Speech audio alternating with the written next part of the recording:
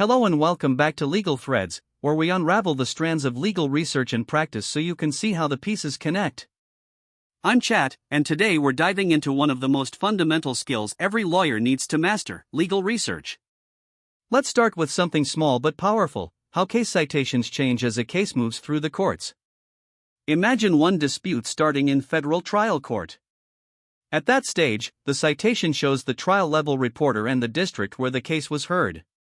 If the case gets appealed, the citation changes to reflect the appellate court and its reporter.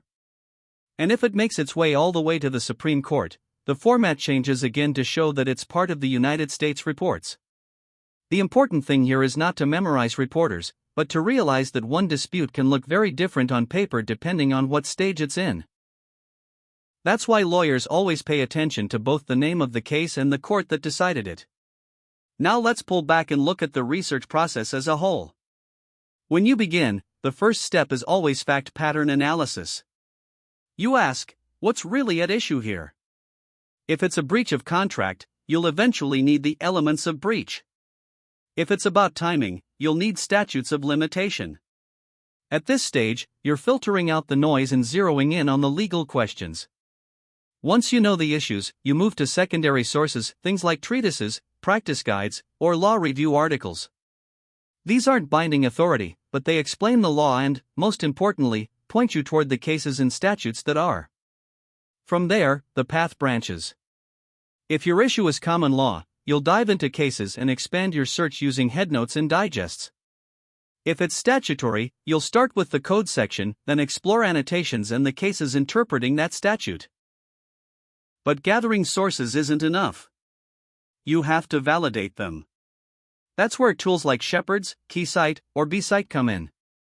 They show you whether your case is still good law, whether a statute has been amended, and whether later courts have changed the rule.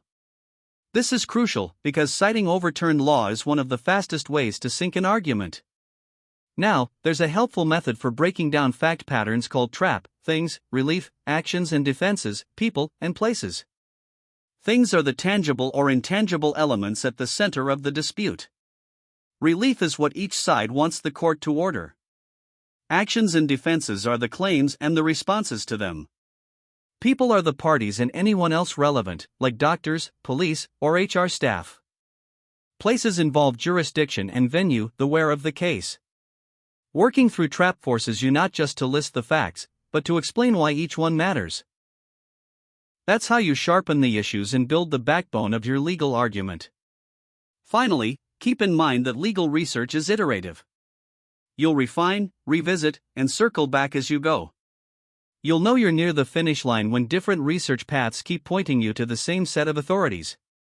And when that happens, remember the rule of thumb: stop before you drop. That's it for today's episode of Legal Threads.